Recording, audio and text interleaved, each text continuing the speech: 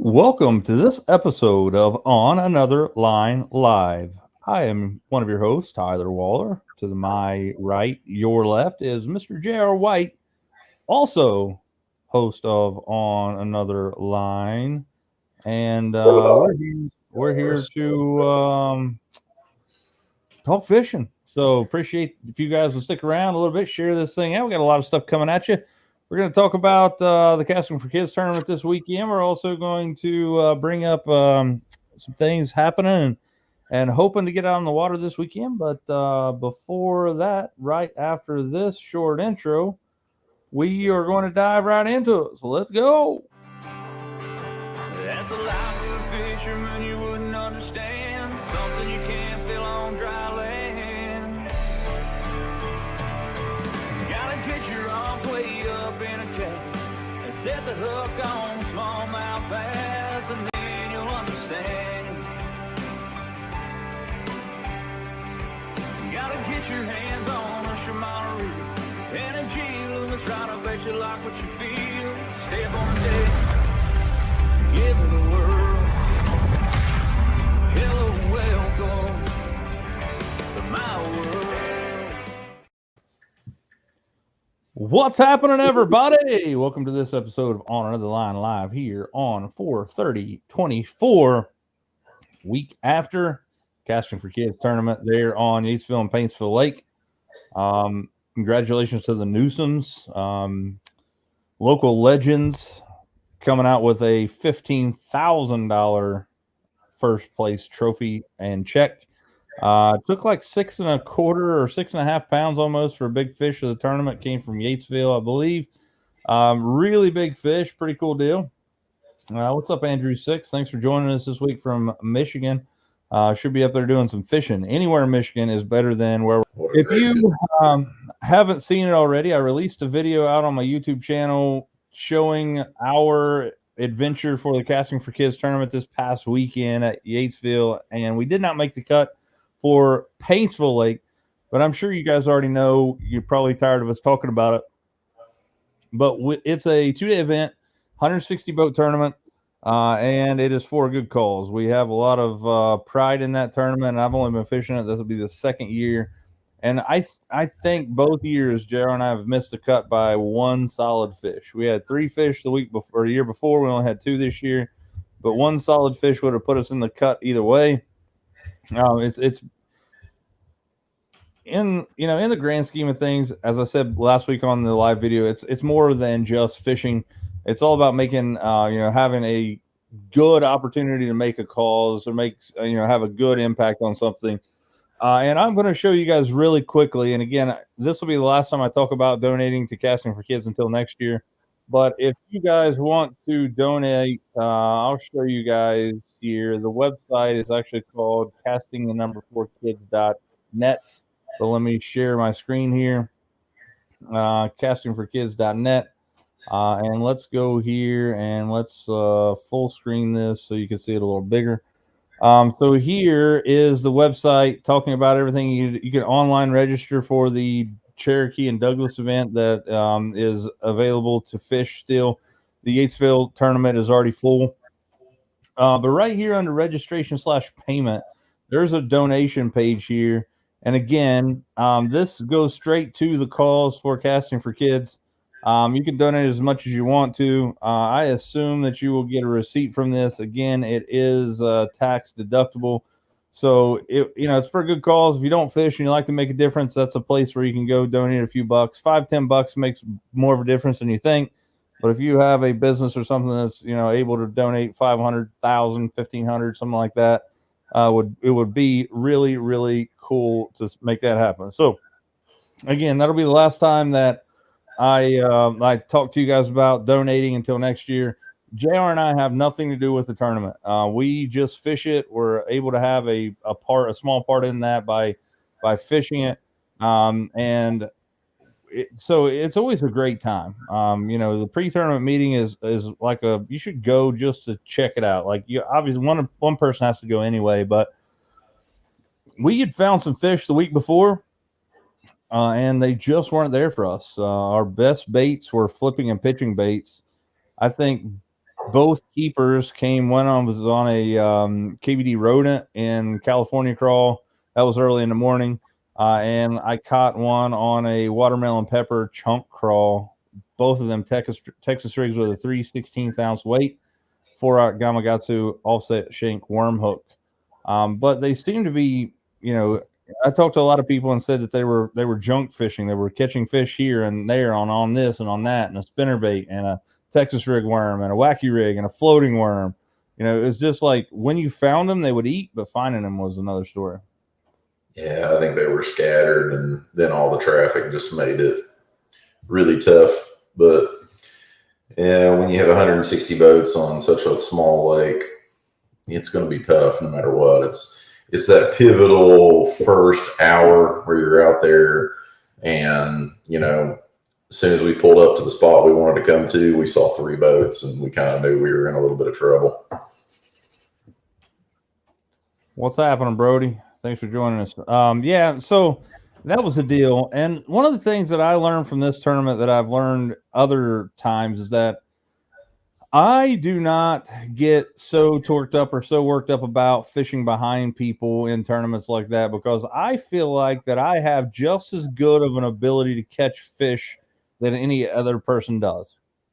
I also know that fish can only be looking one way at one given time, and there's probably 100% chance that you're not throwing the same bait they are.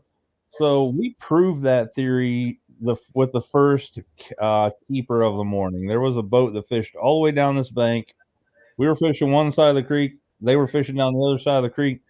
They fished all the way down the side of the creek. Instead of like motoring out of there, we just cut behind them and fished their side back, and I ended up catching a keeper and within 100 yards of them fishing. So, it just kind of goes to show that you just got to have confidence in what you know that you can do. Even in a big giant tournament like that, 160 boats, it's pretty crazy. What's up, Larry? How you doing, buddy? Thanks for joining. But it was a good time, man. Like, I think we saw we seen that it was $127,000+ raised at the very tournament meeting, which is crazy. $25,000 for first place or first takeoff. So they raffled the first 30 spots. And the first spot was 25 grand, and the second one was 15,000.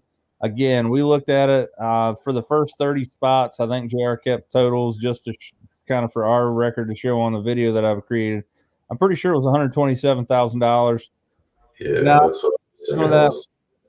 I think some of that money gets paid out to like the people. Some of that money would go to like the catering and all that other stuff. So yeah, $127,190. That's crazy.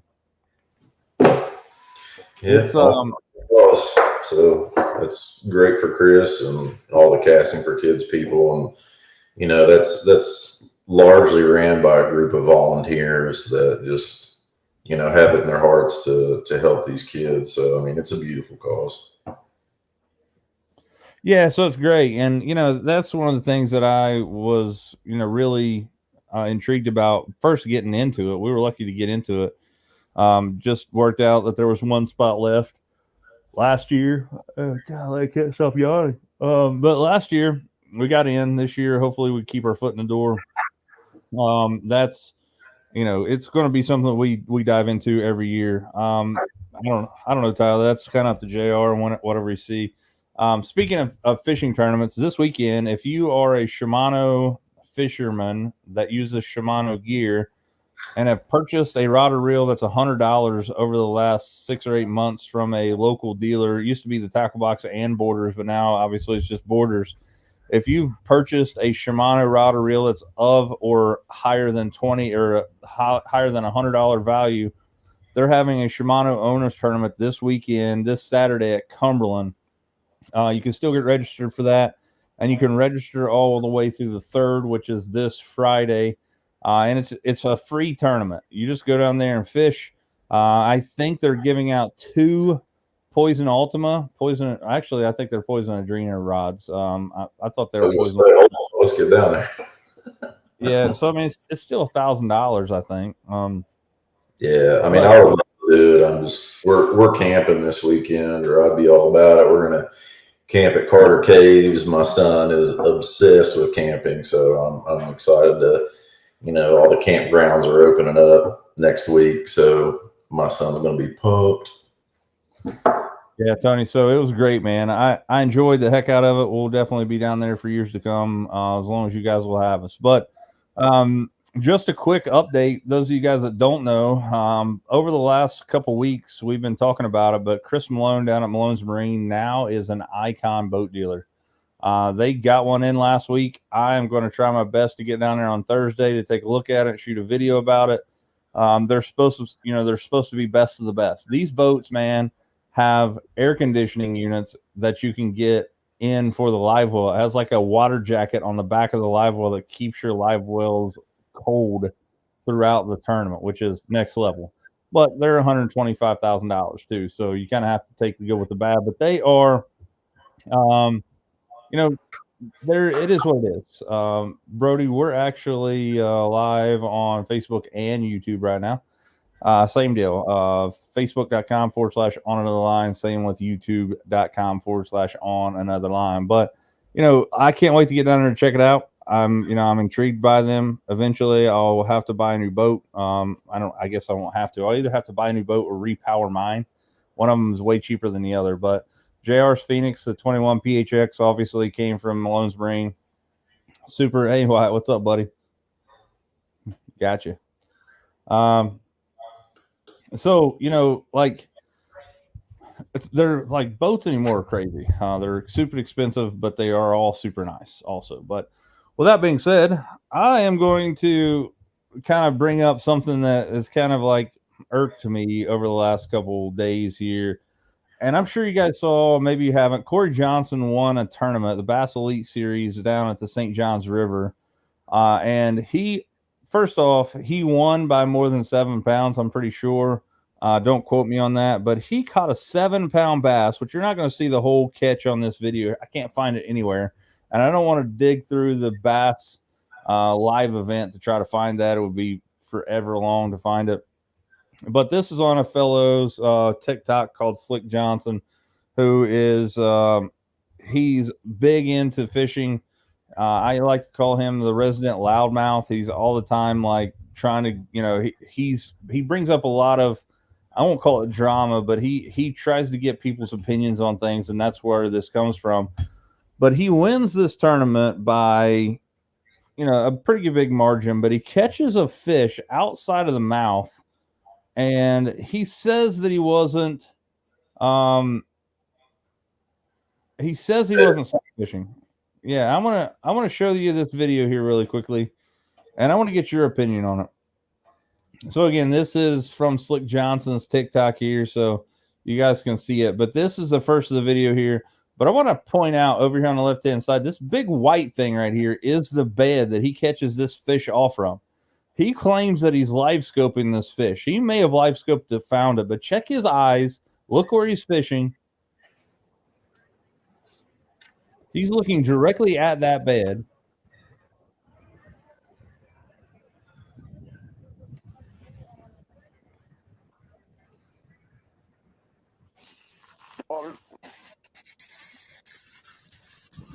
I mean, let's take a look at it again.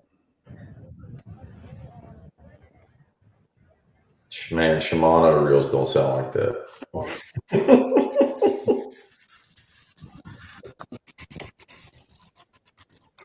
Does he fish lose or what's he fish? Daiwa. Oh, I see it there on his jersey now.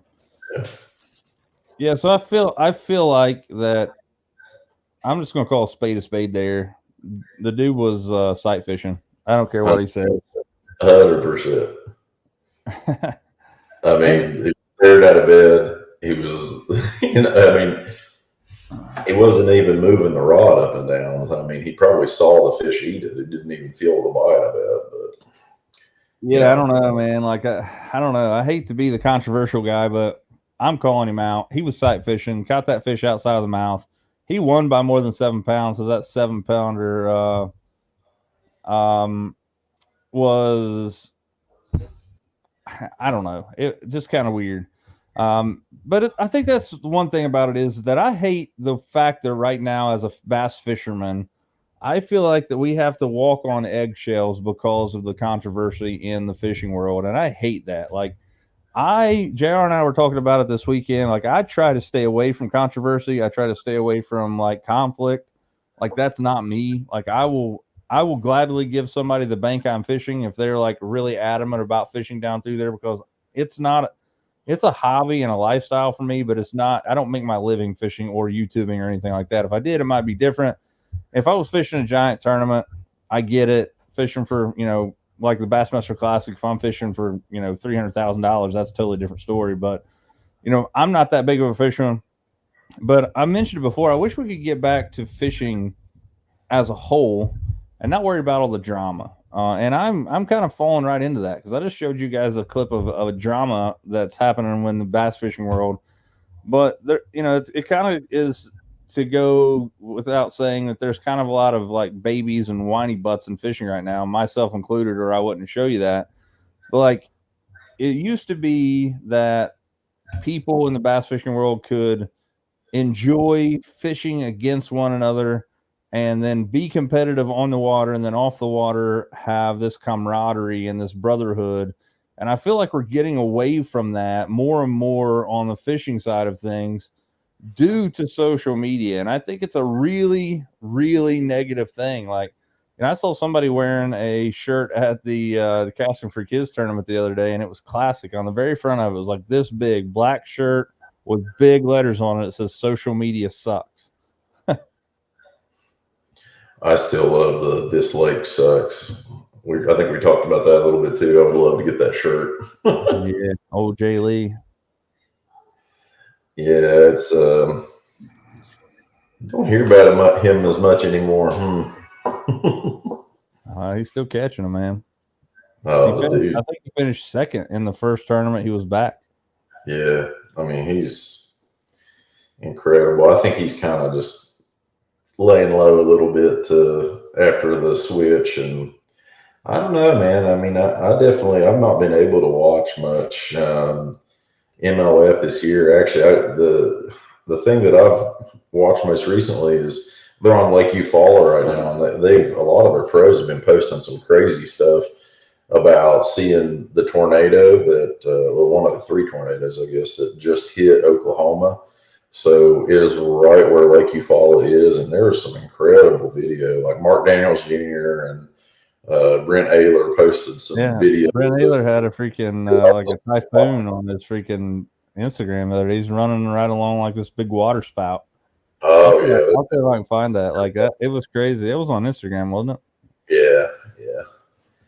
But it's pretty wild, man. I mean, those guys, it's not just a financial burden, but I mean that's some scary stuff.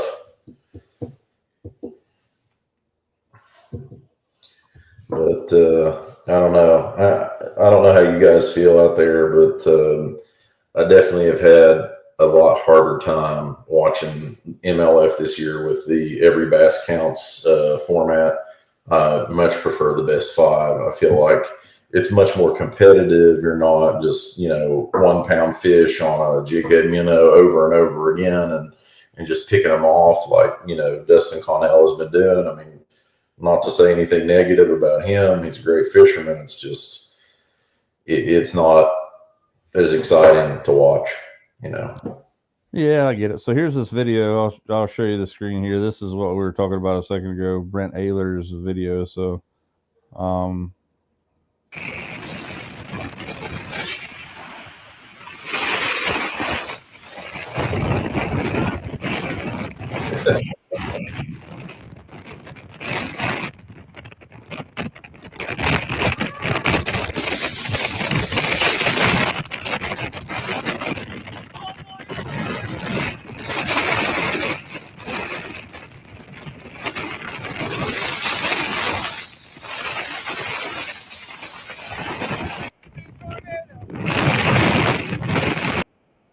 yeah, man, pretty crazy.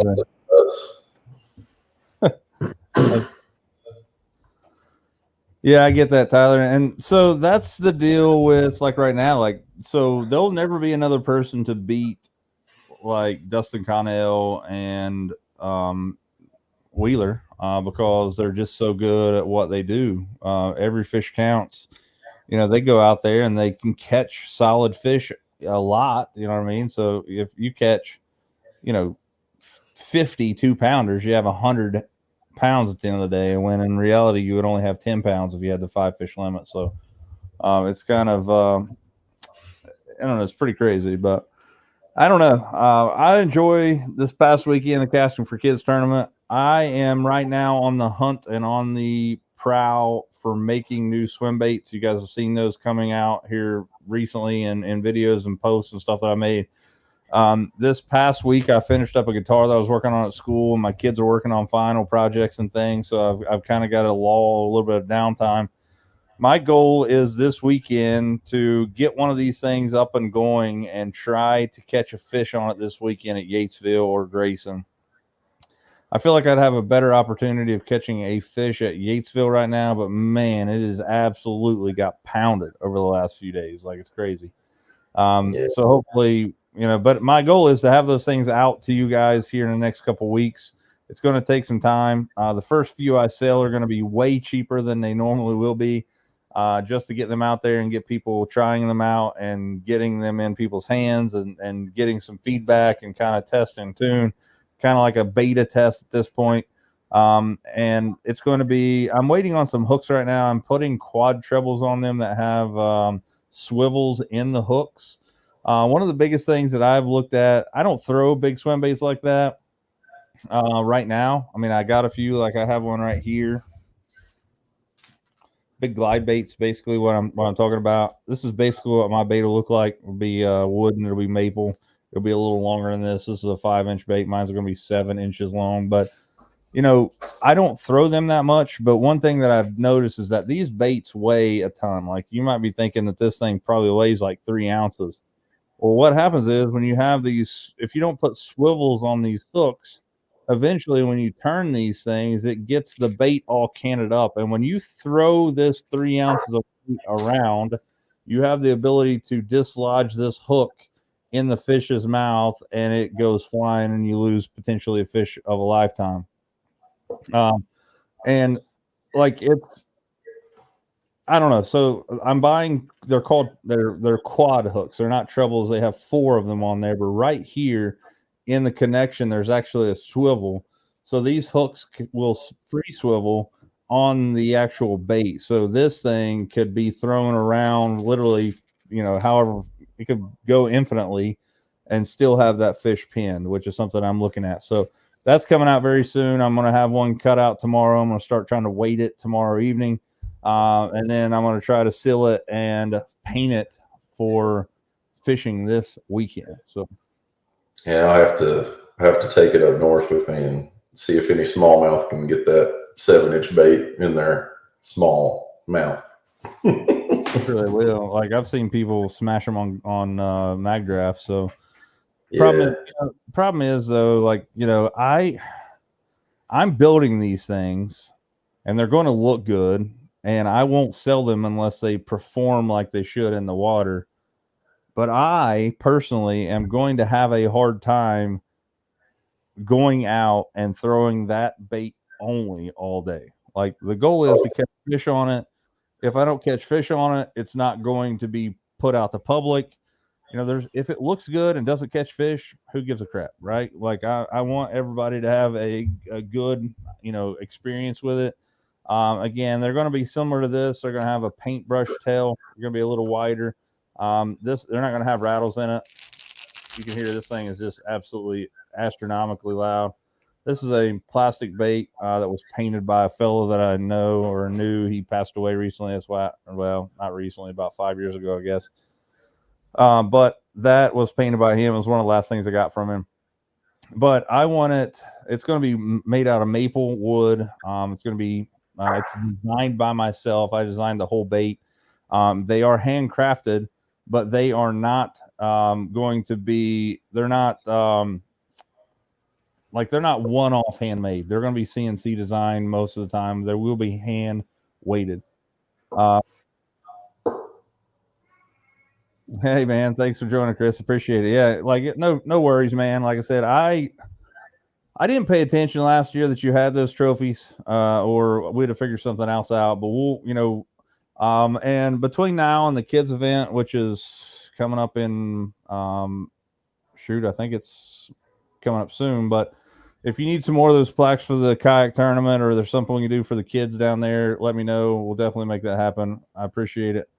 Yeah, bring my kids down there to that. I'd really like to bring them, and I think they so, would. That's something. Go ahead, Sorry, I man. get now what Chris was talking about down on the Dayton boat ramp. He's getting ready to start off fishing the Toyota Series, starting here soon. So good luck down there, man. Hopefully you sack them up. Chickamauga is a really good place. We got a buddy down there, Brody Campbell, who's down there fishing also. So crazy. Again, the guys, the trophies were nothing. The trophies, first off, were not mine. We made the plaques, but it's just something.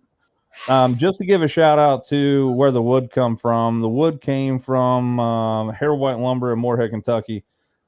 Quick story and shout out to them. I started a guitar building program in my class about 7 years ago.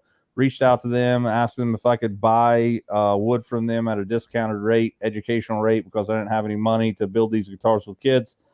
Ray White, the owner, reached back out to me and told me that they were not going to give me a discount on them, but instead they were going to give me the wood. So it's pretty, that's where the wood came from, and all of that wood is scrap wood from guitar building stuff. So I try to repurpose that scrap wood when and where possible, to make it easier on my self conscience to not go into landfills or not get burnt while everybody's having a nice cold adult beverage around them, which, don't get me wrong, I enjoy doing that every now and again, but I try to repurpose that wood whenever we are in, whenever we can. How many Corey, ounces do you think it'll weigh, Tyler? It's going to be 2 ounces probably. Ain't bad. It's a 7-ounce bait, or 7-inch bait, and it's made out of solid maple wood. Now it's going to have giant hooks on it, similar to these, hand painted. They will be hand painted. There will never be two of the same color. It's just almost impossible to make that happen. I mean, they'll be the same color, but they'll be slightly different.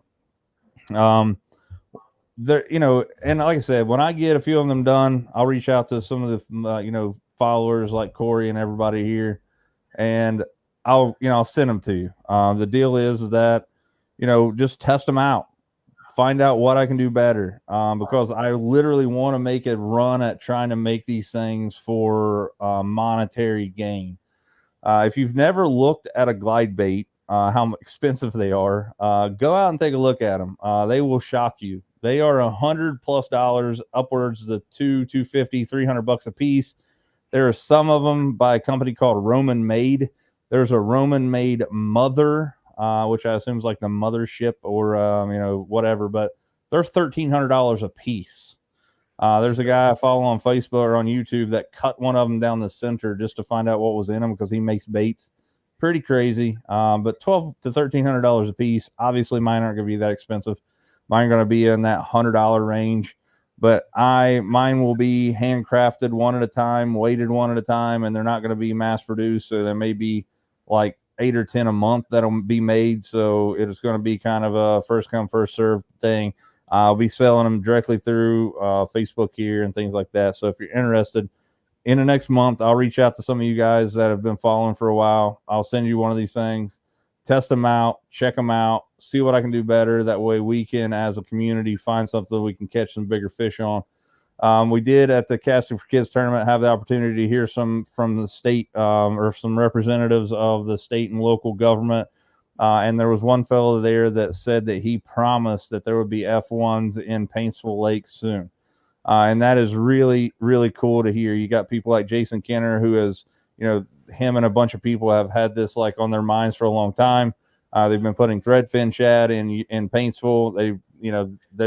It's something that we could do here at Yatesville and places like that. So they're trying to make a difference. They've created that boardwalk and the handicap ramp for the launch ramp for the kayaks down at Paintsville. it's a lot happening, and it's not because the people, it's because it takes a village. You know what I mean? I think that's what they were talking about. Johnson County there, everybody's working together with Chris and all those people and Jason Kenner. And there's just a lot of people working together to make things happen. And one of the fellows that are talking, if you guys have watched my video or maybe not, you should check it out. It's a great video, but I'm kind of biased. He's talking about that it works together because they work together. It's not like, and I think Chris puts it very good when he says that he's just a quarterback to a great football team or a great team. And it takes a lot of people to make anything successful, whether that from a job or fishing or hunting or what have you. It just takes a lot to make things happen. So anything that, that you can do to better that, I would definitely, encourage you to do so. And one of the things I'm really excited to announce that's nothing to do really with me, but let me find out what date this is so I can tell you exactly. But there is a fella from down in Ironton, and we are Facebook friends only. I haven't met the fella yet. I can't wait to meet him. But his name's James Gordon, as I mentioned a second ago. But he has put together something here. It's not going to be quite as big as the Casting for Kids event there at Paintsville. Maybe it is. I don't know. It could be giant. But I am fishing the Toyota Series, the Northern event, from the 1st till the 7th. So his event is June 8th. And it is on the Ironton boat ramp down there on Center Street Landing in Ironton, Ohio. And it's going to be a kids fishing day. And he has a grant through the Ohio Department of Natural Resources where he's going to give all of the people or all the young kids there free fishing rods. And there's going to be a little tackle pack that goes with it. He's going to have some baits and things down there. We're going to actually let some kids fish there in Ohio River. I'm not saying we're going to catch much fish because it is the Ohio River, but the whole goal there is to get kids out and get them fishing. And it's one of those deals. So if you guys want to be a part of that, definitely let me know. I can figure out how we can make that happen. But bring your kids out. It's a free event. Come out and hang out with them. I'm gonna be there talking to them, maybe teaching them how to tie knots and things. But he reached out to me and wanted to know if we'd come down and spend the day with him. And just kind of have, a day of fellowship with the kids and stuff. And I was wholeheartedly okay with that. I'm going to be getting back late from that Toyota Series. Hopefully I'm going to be getting back late. If I make the cut for that Friday tournament, then I'll be getting back at like 2 or 3 o'clock in the morning. And that thing starts at like 9 the next morning. So I won't get much sleep, but it's going to be worth it. So that is, again, just so I know, or that is June the 8th at the Ironton boat ramp. You can, I'll give you guys some more information when we're going forward. I'll be sharing flyers and stuff. But again, every kid that shows up is going to get a free fishing rod and reel donated basically by Ohio Department of Natural Resources grant, the Step Outside grant, which is something that's really cool. So again, if you're interested in getting your kids out, or if you're just a fisherman and you'd like to come out and hang out and help kids, that's the opportunity to make it happen. Shoot, man, I've caught some really cool catches on that river, especially down there by the down by the dam. I mean, caught a really nice walleye this year. So you never know. Yeah. You might put you a minnow on there and catch you a big old striper or something. Who knows? But that's the deal. If you guys are interested in getting involved in that, I would recommend, you can reach out to me. I can tell you how it's going to happen. Again, I have nothing to do with this. This is all James Gordon and his deal with his nonprofit organization called Third and Center down there. And a few, there's, one of those that takes a village type deal. But that is June 8th. That's coming up very soon. And it's going to be a good thing. So bring your kids out. We'd love to see you. We are about 35 minutes in, guys. We don't have a ton to talk about this week. I'm going to try to get somebody on next week. I'm going to try to reach out to Matt Robertson. I enjoy having Matt on the show. He's always a character. I love having him on here. It's always fun. Like, if you've never watched Matt Robertson on a podcast, it's like gut-wrenching fun. It's nothing more than it's so much fun talking to that guy because he's like one of us, and that's a great part about it. So, it's never know if he's going to blow something up or take a dump on his boat. Yeah, for sure. He's But anyway, wild. yeah. So we enjoyed the Casting for Kids tournament. Can't wait till next year. Go out and check out the Paintsville Casting for Kids event. You can go check that out on the Casting for Kids. So casting number 4kids.net. You can definitely check that out. They have raised a ton of money over that. The kids are for the kids of the Shriners Hospital.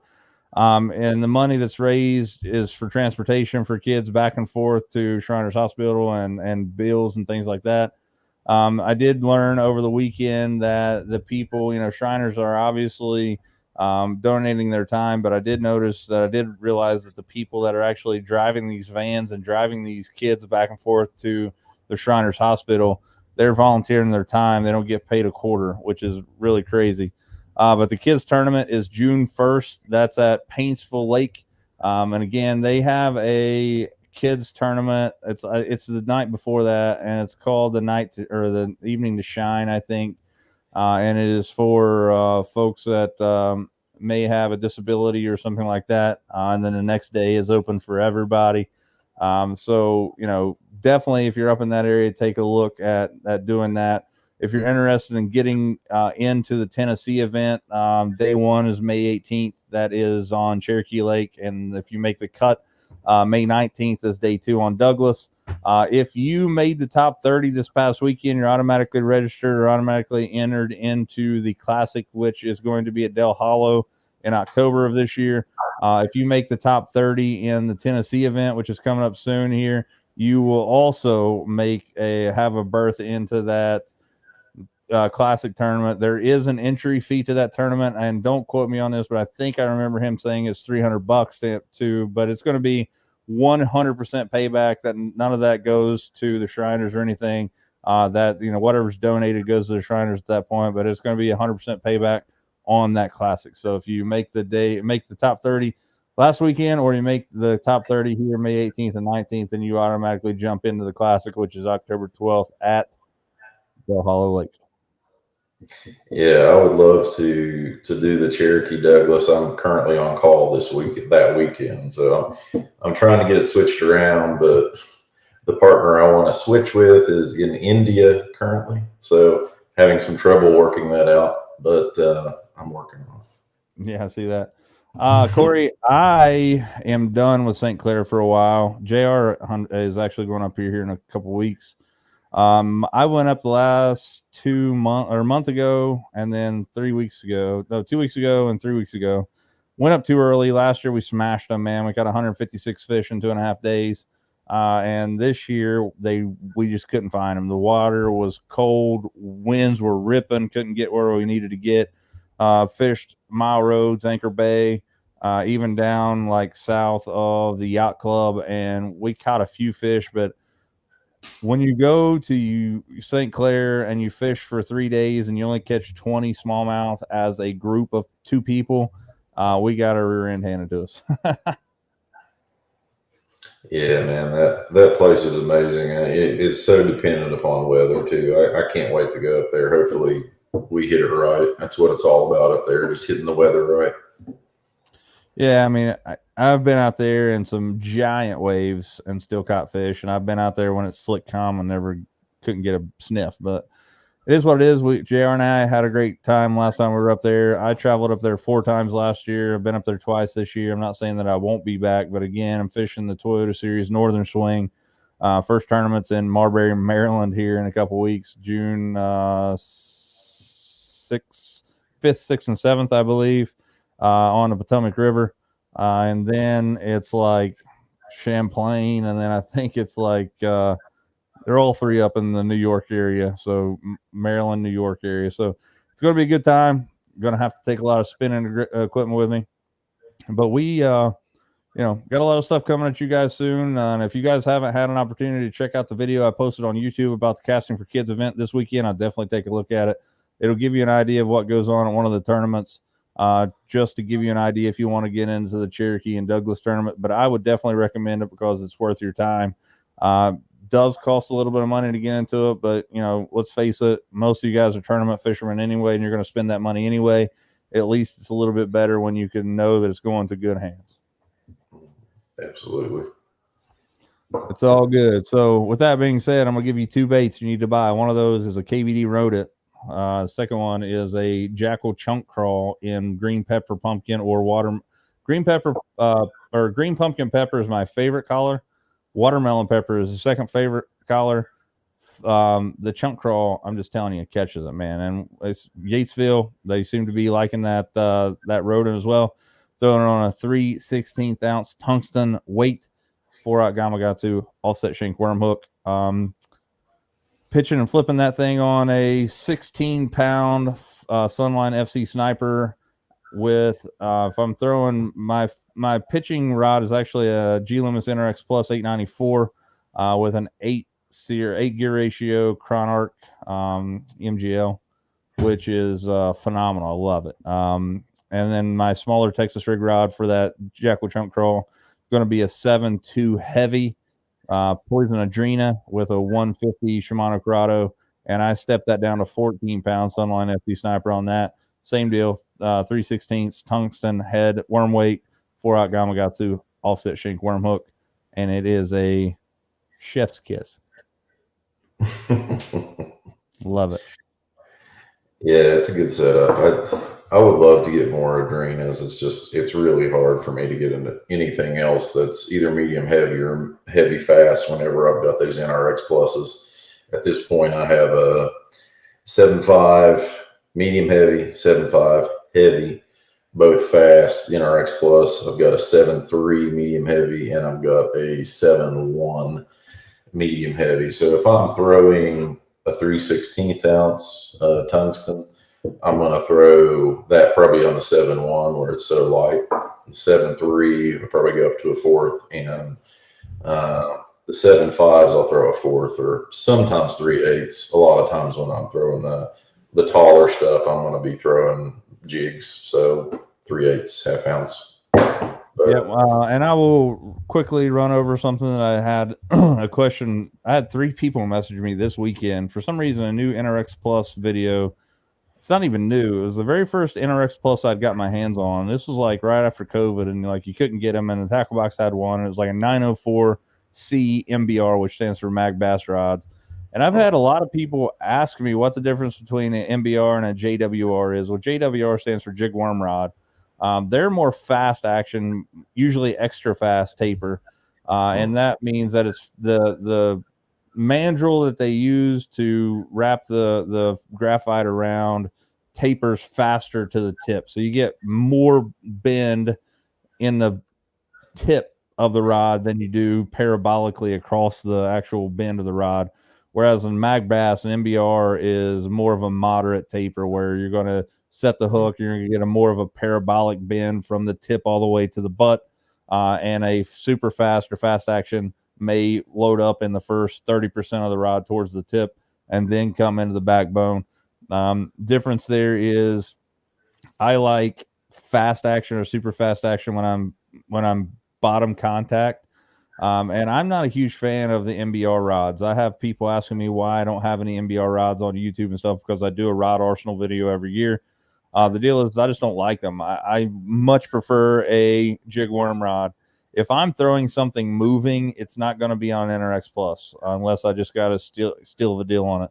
And I do throw some really high-end stuff for, spinner baits and stuff. Like my spinnerbait rod is a Shimano Poison Adrena 7.3 medium heavy with a metanium on it, right? Like that's not cheap at all. I don't claim that as anything like that. But if I am, I would pick up an Adrena, which is half the price of a NRX Plus.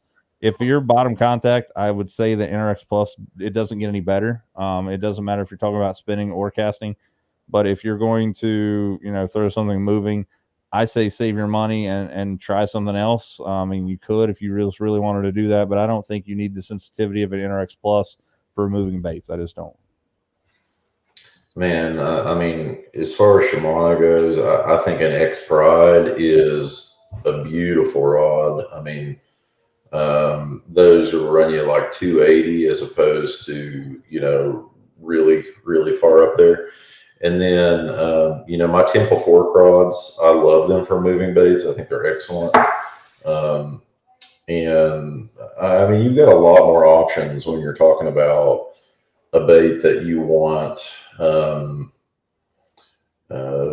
you're not doing bottom contact like you're saying. And then to those MBRs, they have a little bit of the handle's different too. The handle's a full cork handle rather than cut out, so they may be a hair lighter. I would assume. I'm not positive, but I would assume they might be a hair lighter. The jig and worm over the MBR. Right, because you're going to have a split grip. You're right. So there's very few MBR rods out there. The Conquest, if you're interested in getting your hands on a Conquest, they're all MBRs. As far as I know, unless they've come out some new stuff. But yeah, as Jared was talking about, the X Pride's a great rod. I like the Zodius for that $199 price point. You're not gonna beat it. I think it's really nice. But we've talked about it 100 times before. But if you're interested in getting your hands on something that's quality and you want a warranty to back it up with, Loomis is the way to go. It has a limited lifetime warranty on it. We've talked about that before. Limited lifetime to the first owner. What I mean by that is that if it's broken or something's wrong with it due to manufacturer defect, they will send you a brand new one. But they do have a thing called the expediter service where if you break a rod and you're fishing like Chris is down in Chickamauga right now, if he's flipping and pitching an 894 NRX Plus, he breaks that rod and he's going to be there for a few days. He can call Shimano up and say, hey, I broke this rod. It was my fault. I'd like to use the expediter service. Only thing you do is you call them up, tell them what rod it is. You pay, and it's cheap. It's like $125, I think, for an NRX Plus. So you're talking about an NRX Plus, which is $650 retail. You call them up and say, I want this new rod. I need it shipped here, wherever I'm at, Dayton, Tennessee. They will 2 days ship it to you. Normally next day air it, depending on how they can get it there to you. You pay $125. So you're basically paying shipping there. But one of the things that a lot of people don't understand is that Shimano has an expediter. So it's called an express service. Shimano is a 1 year limited warranty against manufacturer defects. So if you break that thing and it's got a defect or a bubble and stuff in it, you can call Shimano up. They'll send you a brand new one. You'll have to send yours back. They'll check it out and then I'll send you a new one. But they have a thing called the express service where you call them and you pay half of retail what it cost when you bought it new, and they'll send you a brand new rod. So it's not as bad. If you talk about something like a Poison Ultima we were just talking about, those things are like $850. Crazy amounts of money. Even paying half of it at $450 is crazy. One of the rods that I don't own. Wonder why. Don't want to. I gave it to Anyway, guys, we're at that 45-minute mark. If you haven't had an opportunity to go look at that video out there for Casting for Kids, I'd appreciate it if you would. Make a difference. Go out to casting4kids.net, casting4kids.net, and donate some money. Hopefully, you'll go out and fish that one at Cherokee and Douglas. And hopefully, above and beyond all of that, we see you guys on the water soon because that's what it's all about. I don't care what you're fishing with as long as you're out there leaning on them. So, without further ado, if you can, get out there and lean on them. We'll see you next time on Another Line.